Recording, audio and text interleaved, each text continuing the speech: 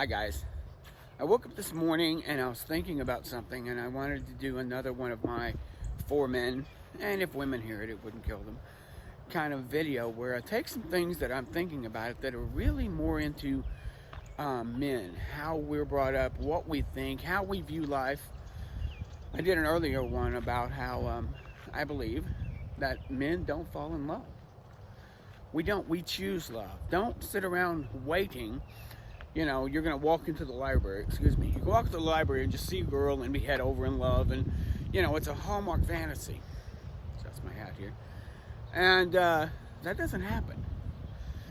Truly. Some men will say, well, I fell in love. Well, actually, maybe you were ready. Our world and our men used to prepare themselves for the responsibilities of love, which came with sex, which came with child rearing, which came with nurturing a woman and providing for her, and all the responsibilities of community. And we men were made for this, by the way. All the things I just mentioned, we are made for. If you see a horse running on across the plains, just digging into the dirt, snorting and enjoying himself, that's what men are when we put us in the proper environment. And women have their own environment that God has created the roles to fit the environment. This is the problem we have. Is we change the roles, but we haven't changed the environment. And if you change the roles, but not the environment, things get rough. In places you need to be strong, you're not going to be strong. Excuse me for a minute, I need to adjust this camera. That's a little better. So, I woke up this morning thinking about something, and I wanted to put it out. And it's about thinking gynocentrically. When I say gynocentric, it's not feminine, as in godly created femininity. That's a strength, actually. Gynocentric is women-oriented. That's different. When you're focusing on things like you would if you were a woman. And some of us can't help it because giving some of my story out, and some men, and a lot of men grew up like I did.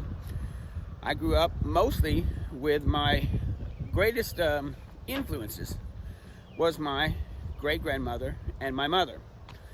Well, this made me, and I didn't notice it at the time, made me very soft, leaning towards things that I needed to be hard and decisive about. And I'm going to say this, it sounds sexist to say it, women struggle with decision making. They struggle with having too many options. This is something even the Bible says, that women are more easily deceived. That's because, and I don't mean this to be mean, but they have these wonderful spider-like brains that, these big spider web brains that go all over the place.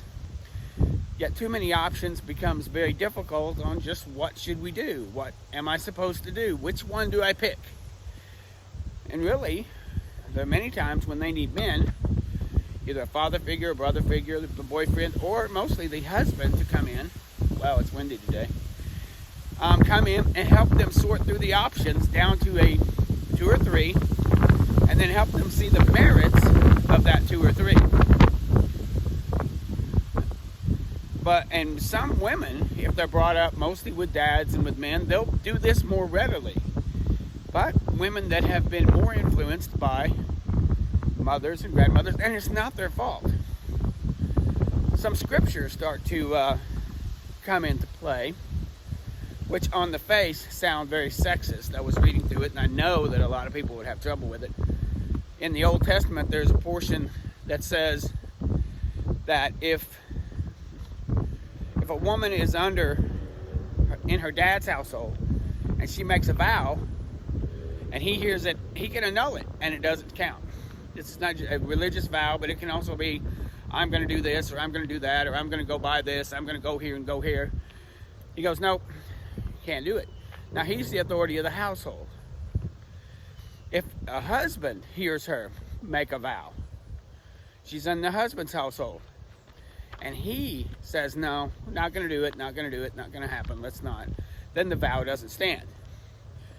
If she's on her own, the vow stands, and vows are taken very seriously by the God of the Bible, by the God of Abraham, Isaac, and Jacob, one that gave us the 10 Commandments. That guy takes vows very seriously. The The problem is we as human beings don't take our vows as seriously. Why do we see that marriage is doing what it's doing? And all these things. So what I wanted to say is it's not women's fault. Ironically, our whole world lies to us and says men need to be women and women are men and we're all the same, just with a few extra parts. And the church kind of also backs that a little bit. They should preach on the responsibilities of men within the church, the responsibilities of men within the home. And men do need to man up, but women also need to feminine up. Sometimes I have to watch my words, because if you say woman up, well, that word's kind of been taken by the feminists, bad boss and all this kind of things. You go girl and you're such a queen and all these other things that they tell one another. And even Christian women will kind of back one another's play. One thing I noticed, and I started to see this, and it was hard for me to realize the possibility that this might be true. My grandmother got pregnant with my mom when she was 17.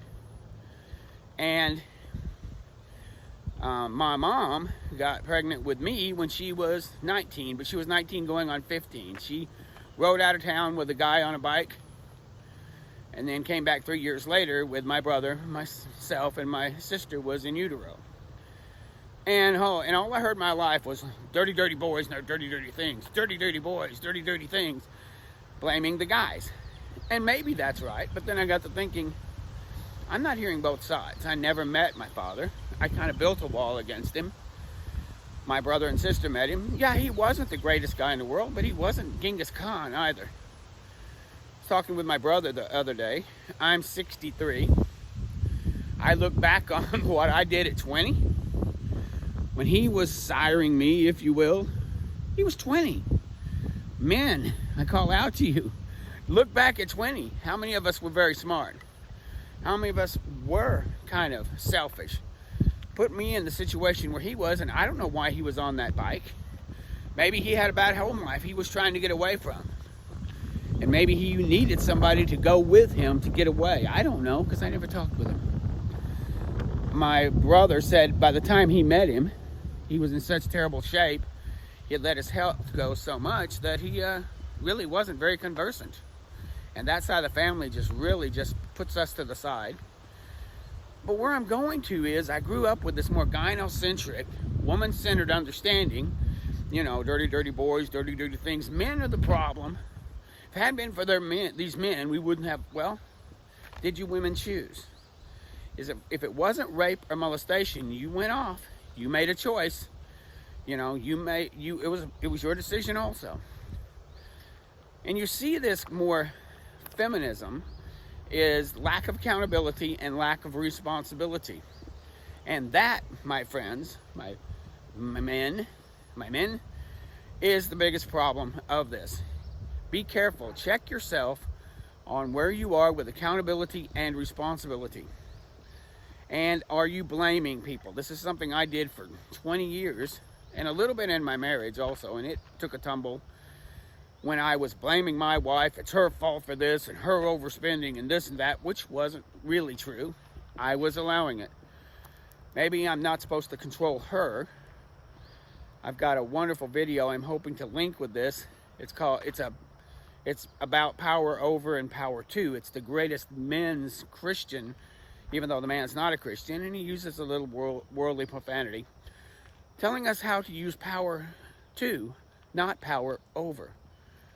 And it really rang in about how do you get in a situation where you're responsible and you take the energy that you pull out of the universe and you're being power to your family, power to your daughters, power to your sons, power to your wife, power to yourself. That's why I'm out here walking.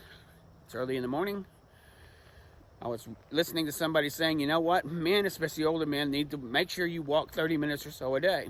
It's good for everything. So I'm like, okay, if I'm going to care about me and my health, so I can live longer, be strong, be there. It's also good for your mind. I did get caffeinated coffee today. I'm going to suggest you men go decaf, and I'd love to give you a good sermon on why decaf is better than calf. It has to do with prolactin. If your prolactin is high, you're more likely to see the world in a more softer vein. You're more likely to be more emotive. Prolactin will lead later on to depression, and that's just a viewpoint. You can view the world as a struggle, or you can view it as a challenge. If you view it as a struggle, I'm just fighting every day for every inch of ground, you'll get depressed. If you go up and go, okay, I'm going to be challenged today, that's different. Prolactin leads to emotional choices. It leads to emotional response. It leads to, you'll make more likely to make a certain emotional choice if your prolactin is high. The same thing with dopamine. Younger men especially, have dopamine roaring in your 20s, and you're in a situation with a pretty girl, and all of a sudden you can't think straight. All you can see is that thing you want, and you're going to go reaching for that, or it becomes more dominant. Maybe you need to pull back. Maybe you need to be a little more grounded. We always see these heroes on movies that are with a pretty girl, but they don't let her run the show. They start to do an advance, and he's not ready for it, so he pulls back and takes control, even though there's the risk of her walking away. But he takes that risk. But where I'm going to, let me go back to my point, is gynocentrism is viewing the world and viewing your life and viewing things from a woman's orientation. And again, I'm stepping away from the word femininity and feminine, because I believe that the Bible shows this also, that feminine and femininity are very, very strong attributes. When I look at Ruth, here she was in the Bible. She lost her husband, lost her brother-in-law, lost her father-in-law. She and her mother-in-law lost all their support. They had nothing left. They're going to be living either out in a cave or in a shanty. They go into a place where she has she has no rights. She's a Moabite, but she goes in with Naomi, and her thing is not to go there and thrive, and I'm going to meet a man, and we're going to get a house. She says, I love you, and I'm going to be with you, and I'm going to serve your God, because he's now my God. She went there to die. She would get up every morning and go out with the other homeless, the destitute, and kind of claw a little bit to get barley. The people in the fields would leave the barley to the side. She did this every day. We don't know how long she did this till Boaz meets her. She already had a good name. People knew who she was somehow. There's more to the story than we're seeing. And he invited her, let me say this correctly, he invited her into his world. Men, that's what I was trying to say in the last video. Make sure you have a world. You're inviting a woman into it. But remember, it's your world. You don't have to put your foot down, but you can be firm. But you can also own options. Most men don't really care what color the living room is. We do care about square footage and how much it costs. We don't care too much about the vehicle. We know about, family size. Do we need a van? Do we need just a regular sedan? Do we need a truck? But they don't care a lot of times about some of the more, aesthetic. But when you get involved with aesthetics, I was saying that also my stepdad he didn't have a dad. He didn't know how to be a dad. It wasn't his fault. But I never learned what it was like to pop a hood. I should have segued a little clearer there from Ruth to my dad, because I was making the point about women are strong. Let me go back to that, because my mind jumps all over the place, especially out here walking. She was strong in her femininity. I'll go back to her for a second. She was strong in her femininity. He saw that. She offered herself politely to submit. He went, and at that time, he, in a sense, purchased her. A lot of feminists don't like that. They don't like you to take a man's last name. But we don't purchase our wives, but when we invite them into our lives, it's our life. It's not their life. And if you're not careful, they'll try to take over your life, and that'll become a problem. Unless you have to make every choice as if you would have made it yourself. when they say, I want to do a gray front room and I want to put tan in the kitchen, if you say yes, just like that scriptures in the Old Testament about the father and the husband, then it's a yes. If you go, well, can we consider another one for the kitchen? I don't mind the gray in the living room, but the kitchen, I think, needs to be a different color. You know, you could do that and talk about other options. But everything that's chosen, you have to own that choice. And Esther was also a strong woman. She was a beautiful woman, but she wasn't the beauty queen type. You had to be strong as Esther also. I'll say this for women. She didn't live just filing her nails like Cinderella. She was responsible for a house that he owned to keep it up, because if visiting dignitaries or ambassadors or other princes or other powerful men of the land came in to see the king and had to wait somewhere, there was no Motel 6. She was their Motel 6. And she had to keep that up. And she had to entertain them, maybe with people who sang, maybe with actors doing plays. Know where to get that. She had to spend the money that was allotted to her for the needs of the king. But with that came her responsibilities, but also with, she had her privileges tied to her responsibilities. And here's where I'm going to leapfrog away from that to get back to where I'm going, because I don't want this to be too long. Responsibility, commitment, accountability. As a man, like I said, my dad didn't pop a hood with me, and he should have. I tried to pop the hood with my boys to get them at least to understand basics. I mean, at 18, I was the guy who paid somebody to change out a battery. When you're paying Tony in the shop to undo a battery, lift it out, and lift in your battery, and you paid him, whatever his hourly wage was. When there's something as a man you should have done yourself. You should learn how to change a basic, like a starter or an alternator. You should be able to do your own brakes. But where I'm going with, I whined and complained for many years. No one gave me a chance. Life's rough. But I made a lot of soft decisions. I didn't take ownership of my life. I didn't take responsibility. And that's where I'm going, is you can view the world in a gynocentric, complain, don't take responsibility. Don't take accountability. When I finally did become a man, by putting my foot down and saying, I own everything. All the past, even if I let somebody con me into a bad car, well, I let them do it. Even if I let someone con me, or I conned myself into needing a better job that was a horrible job, I didn't do my research or due diligence. I had this que sera, it'll be fine. Well, no, a lot of times it's not. I've had bad cars, I've had bad jobs. Before I got married, I would have some bad relationships. I would choose girls not because of certain characteristics, but for other characteristics, and those would fall by the wayside. And then, it's all their fault, and I wouldn't take responsibility. I tell my sons, whatever your life is right now, you put your feet down and you say, I love my life. Even if it's hard, because if I could have had a better life right now, I would. If I could have a better life, I would, but this is the best I've got. If you have a car and it's a little bit run down and you're always having to turn a wrench, but hey, I love my car. Why? So if I could have a better car, I would. See, that's the thing, where we look at our life not on a should be, on a could be, but on an is. This is where it is right now. This is what's going on right now, and I love it. I love it. I love my job, even if it's tough. Mine isn't, but love your job. Don't take a job you can't choose to love. If you're not really the type, I was working at a warehouse. I'm not a warehouse type. I had to leave that job. It just wasn't working out, and I was having my problems with it. I went back into the grocery store where I'm at now. Love your life. This is something that men don't get. We grab certain things from a gynocentric understanding of some of these women, not all, but most of them are never happy. And they blame others. Life is miserable. I don't have the house I want. I don't have the this I want. I don't have the that I want. Well, men put their I wants aside for the I need. Do you have what you need, man?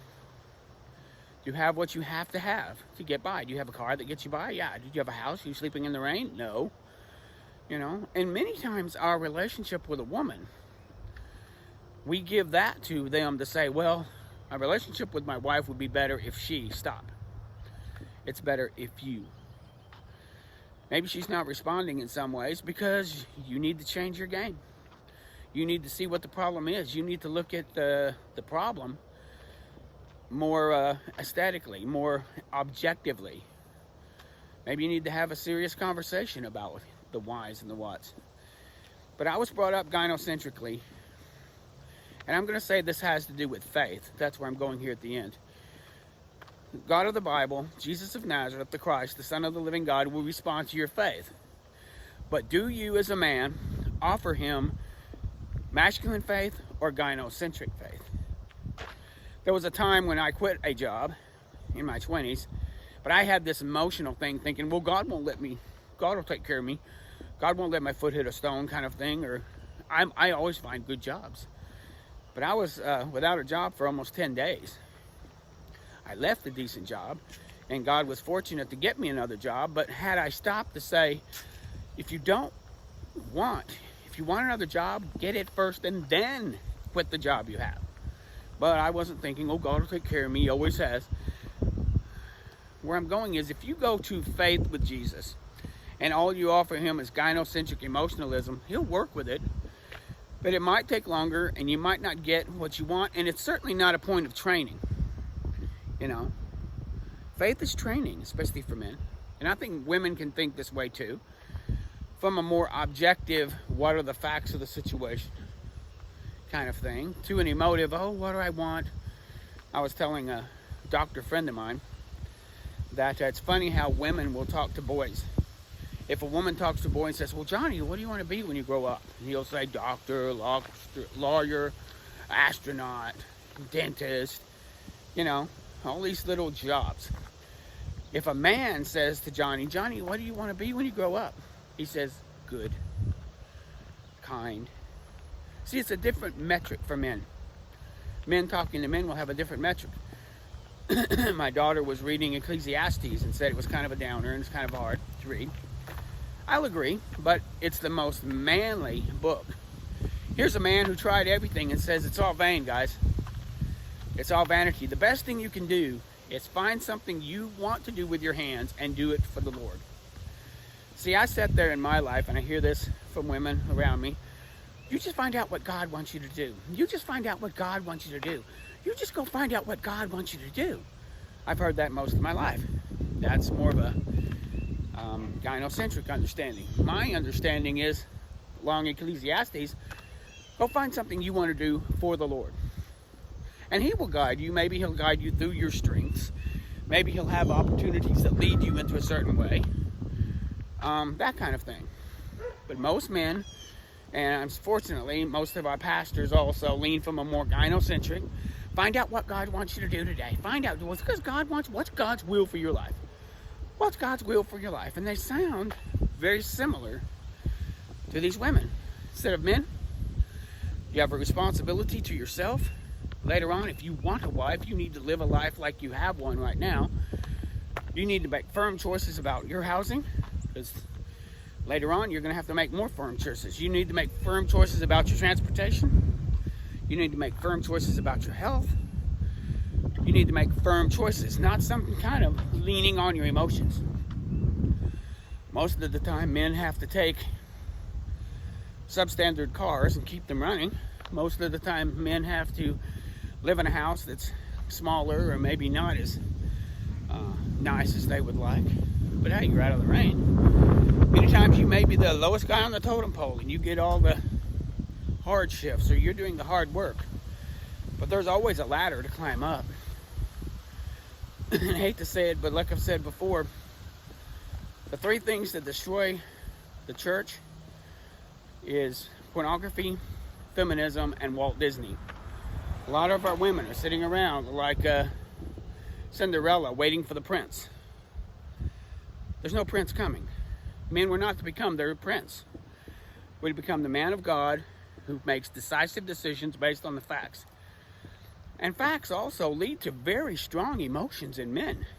Men can have very deep emotions once the facts line up. If I'm buying a vehicle, I know I need one. get an idea of the parameters I need and the price. I'll look around, and if I have time, if there's no struggle to get one quickly, just take your time looking. Once you find one that fits those parameters, and you go in, and the price is looking pretty good, and it has what you want, you look inside, and ooh, this is kind of nice, and ooh, it has this navigation system, ooh, look at these seats. Oh, and you find out the AC blast, and then you turn it over, and it's purring, and you look around, there's no leaks. That's when you start having emotions. Okay, I think this will work. Now you sit down with another man and you hash it out. He wants to sell that car as much as you want to buy it. Very rarely will a car salesman walk away from the deal unless you have really nothing to bring to the table. But if you've got something even remotely good, they'll find a financier. They'll find a way. I told him basically, my guy, I've got one guy I go to, what I wanted, my parameters. He came back with the paperwork, signed it, took off, and then I'm smiling.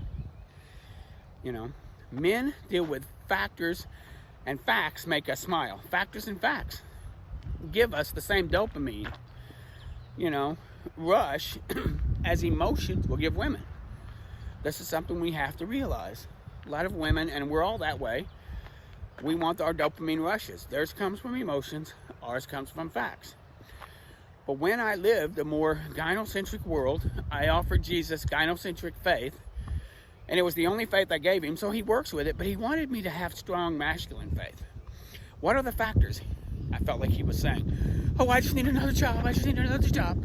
Calm down. What do you want to do? I don't know. I don't know. You need to help me. Okay, let's look around. Why don't you do that? Okay, and then I'll go running in and I get the jobs, that kind of thing. Did I sit down with him? Okay, here's the parameters of what I'm looking for. And if I can find something in this ballpark, and I'm going to go to these kind of people and see if there's any doors that you might want to open for me to be there. See the difference? Same thing with vehicles. One time I thought I needed a new car, and I sold myself on it, so I went out and bought a worse car than the one I had. I didn't do any research. One guy said it was good. I drove it around the block, and then I said, I'll buy it. I didn't even pop the hood. Well, I was trusting him.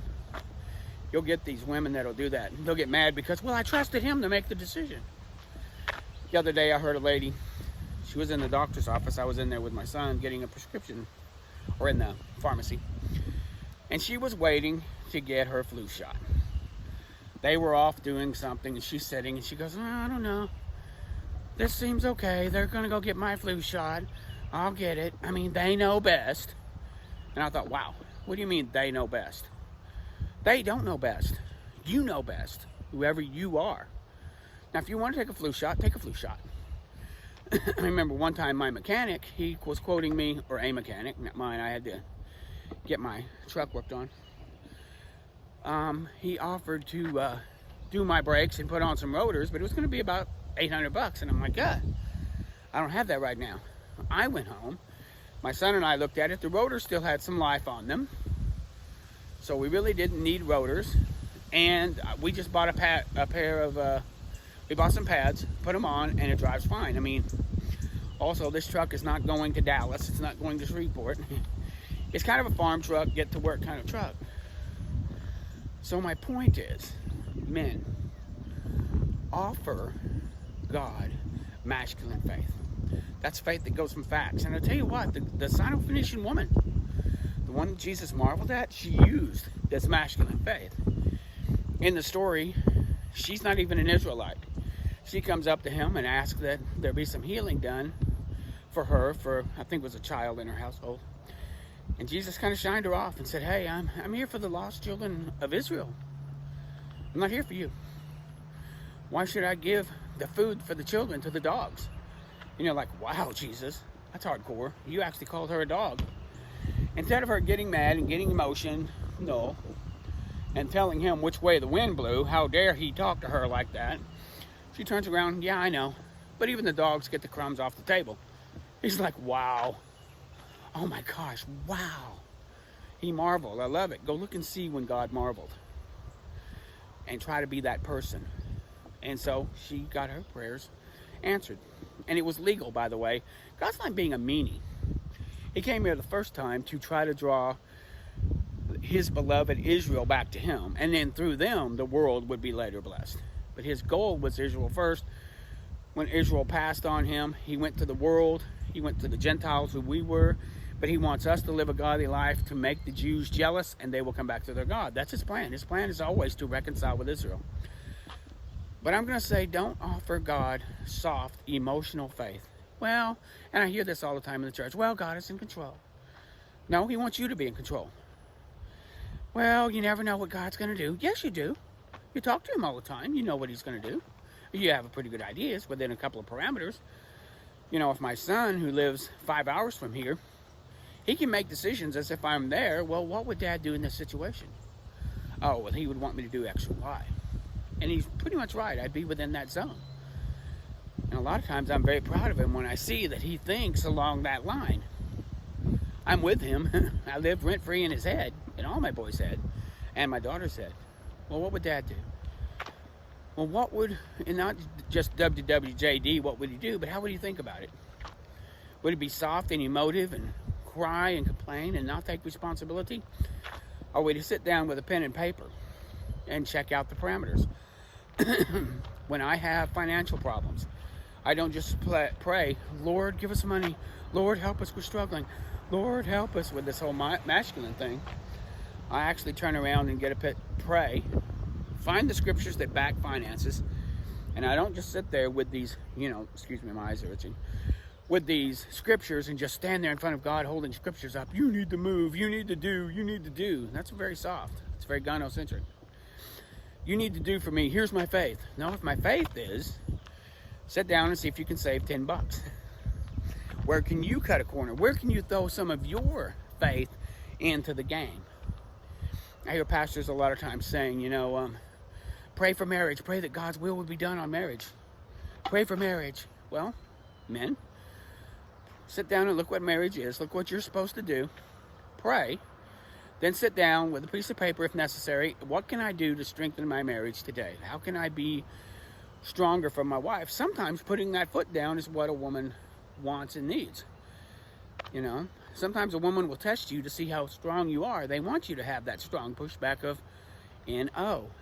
Now, never, ever strike a woman or lift your hand at a woman.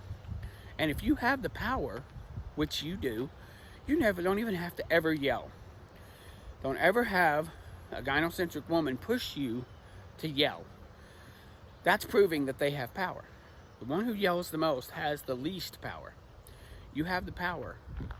So therefore, don't yell. Just sit there firmly. Now let her bring you options.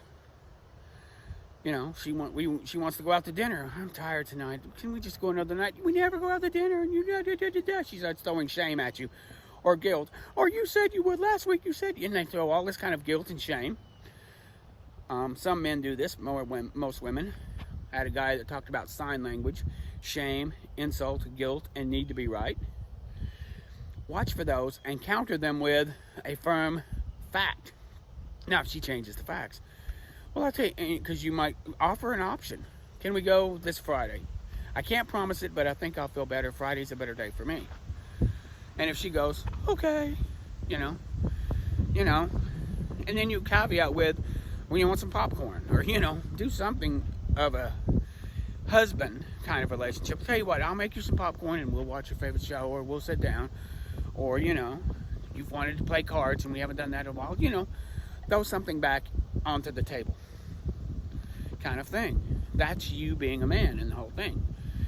But our world, and I hate to say this, most of the churches view men and teach men from a gynocentric, soft, just pray. What does God want you to do?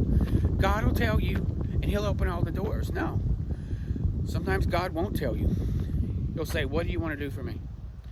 Then you begin a dialogue with God, and he'll lead you through your strengths. He might even lead you to opportunities. You might face a lot of failure. You may have to reshuffle the deck 3 or 4 times. You may have to restart twice. Every time I've moved, I've had to restart. I've lost jobs for no reason other than it didn't work out. I've had cars get broke down and we couldn't fix them, and I've had all kinds of struggles. Do I handle those as a man, or do I handle those gynocentrically and start whining and complaining and it's somebody else's fault and the world is against me? And I got that from my mom and my grandma, and they didn't know. I'm getting to the closing part here that I was telling my sons. Remember in Proverbs 31, where the woman could go and buy a field? Well, did women pop out of the womb just knowing how to buy a field? Or did she go with her dad?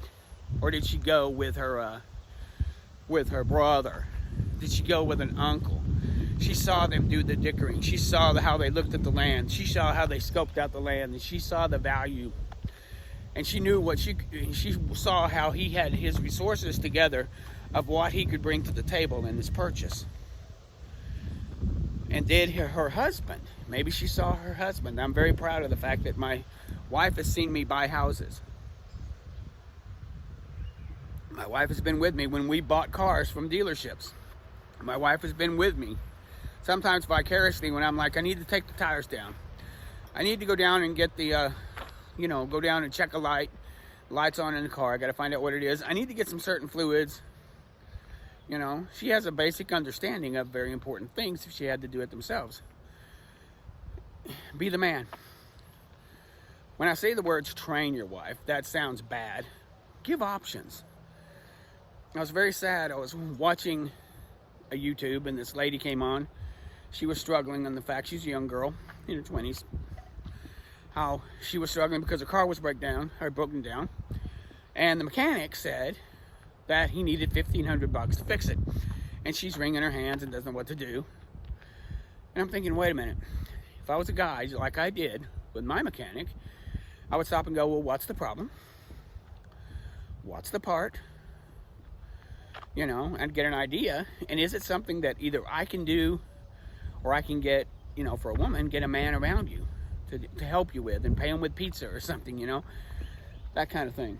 I don't think her problem was $1,500. Maybe it would have been a $500 part or an accumulation of a $500 parts. You know what I'm saying? Is there a better mechanic around? Will that problem, like my mechanic did with the rotor? I decided to let the rotors go. Sometimes mechanics will give you information taking it back to factory specs. If you ask them, well, how much life do you think? Or you get to know a rotor yourself. I think I've still got another 6 months to a year with that rotor. Okay, maybe I'll grind down some brakes and do this when I have more money. At least I can stop and use my vehicle, right? But she had no man to help her. No man to point out these facts. Many times we give options to women, and women will start thinking in these fact orientation. But sometimes the husband, the father, is the only one to give them a fact orientation. Hallmark movies, all emotions. All these movies about romance, you just walk in and the great guy walks into the room. He looks at you look at him, and they're in their life looking for that. Instead of, can I find a strong man who can make decisions and help me make decisions in a life that's hard? We need to be that man, guys. We need to be the man for our wives, mothers, sisters, nieces, friends of nieces. My daughter brings over a girl who spends some time at our house, and I try to talk to her like a daughter. I don't tell her what to do, but I'll ask her about options. What are you doing here? What about this? What about that? Well, what are you going to do about this or that? And women want to be stimulated, not just emotionally, but intellectually. And that's where a dad and a husband can do. So what I'm saying, man, at 40 minutes in, do not think gynocentrically, but most of you have been raised that way. If you've made decisions leading mostly in emotions, it's okay to have an idea of the woman you want and look for her, just like you would a car. But then there's that joy when you find a woman who meets those parameters of her own free will, and then you pursue this relationship, and then she goes, yeah, I think this has got some tread to it. Let's move with this. So that's where I'm going with this. Gynocentric faith versus what I call masculine faith. Masculine faith isn't a faith that steps on. Like I said, if I can find that link to that that video, I'll put it with this. But don't be feminine, don't be emotional. Sit down with facts, take charge. God meant for us to take charge of our lives. We're not supposed to go to others and say, well, I'm just going to do it. I'm going to pay $1,500 because the mechanic said so. I'm going to pay $5,000 to fix my teeth just because he said so. I make my dentist show me the teeth problems. Then I decide which one I want to fix. And we've been with your pastor. When they make theological statements, you don't have to buy it. Talk to him in private. Hey, I don't understand this and I don't understand that. And you may even say, I don't believe in this and I don't believe in that. That's being a man.